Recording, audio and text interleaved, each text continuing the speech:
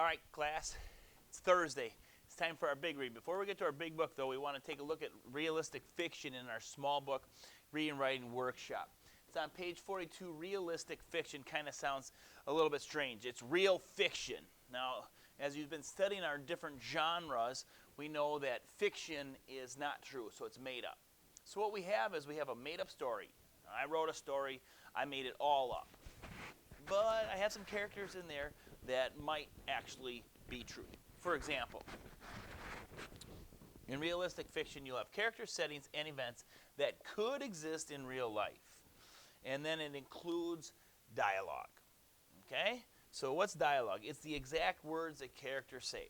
I have written a story about Chuck and Bob and a track meet. And Chuck and Bob are racing the track meet, and Chuck beats Bob. All right. Are those real characters? You bet. Could you have a track meet? Is that a real setting? You bet. Could Chuck actually beat Bob? You bet. Except for that never really happened. I made it all up. So it could be real, but Mr. Bauer made the whole thing up. Now, it gets a little bit better because Chuck and Bob at the starting line, they talk to each other. Oh, good luck, Chuck. In quotation marks. Now we have dialogue. Yeah, you too. Good luck, Bob. I'll see you at the end of the race. And so we add this dialogue. And so that's what our story is going to be about today. I got a little story for you and a little worksheet that we want to take a look at before we get to our big read.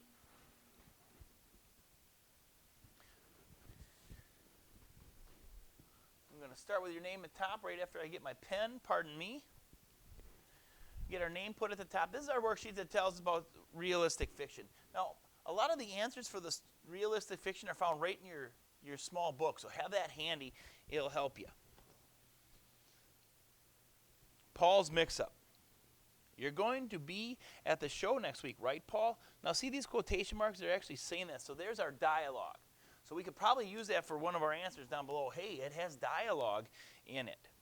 Rosa asked as the students packed up their instruments. Of course I am, Paul said. We've been practicing for months. Notice the quotation marks all over. We're talking. We have dialogue. Lewis looked at Paul with curiosity. You said you might not be able to make it. What about the trip you're taking with your family? Paul froze. All week long he had been thinking about their show. He had forgotten about the family trip. Now, is this realistic fiction? Could it be real?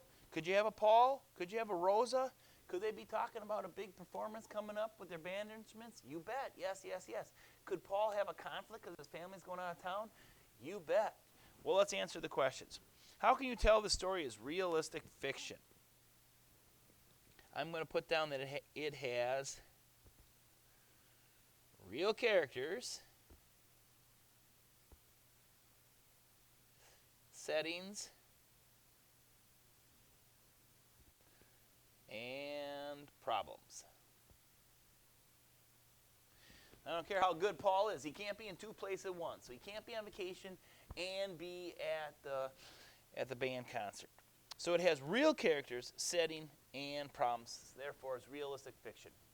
What literary element does the text include? And remember, that's our dialogue.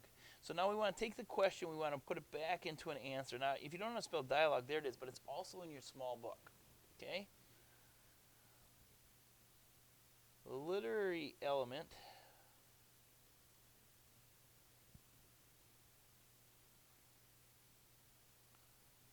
that this story has is dialogue.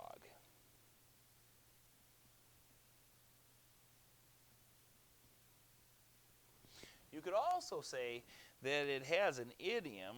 Here it is. Paul froze. Do you think he really froze solid like if he was in a freezer? No. So if you want to, you could say something about an idiom there.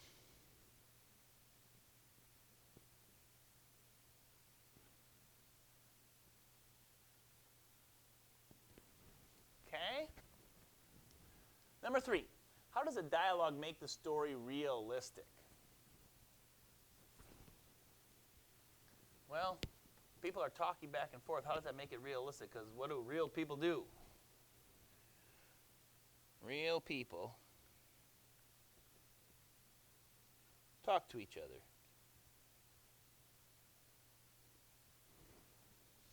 And then the last one, what details about Paul make him a believable character? I'm going to let you do this one on your own. What details about Paul? Maybe you want to go back and reread this, okay? Of course I am. We've been practicing all week. Do real people practice all week? Oh, well then maybe you can write down that Paul's a real person because he practices his instrument all week, okay? Paul froze all week long. He'd been thinking about their show. He had forgotten about his family trip. Is it possible that Paul could forget? Do real people forget things? You bet. So Paul's a realistic character because he sometimes forgets too. All right, number 4 is your assignment. Make sure the top 3 are done with complete sentences, end marks, capital letters. Check yours back over, capital letter, end mark, capital letter, end mark. Number 4's on your own. Stay tuned for a big read. You're going to love the story.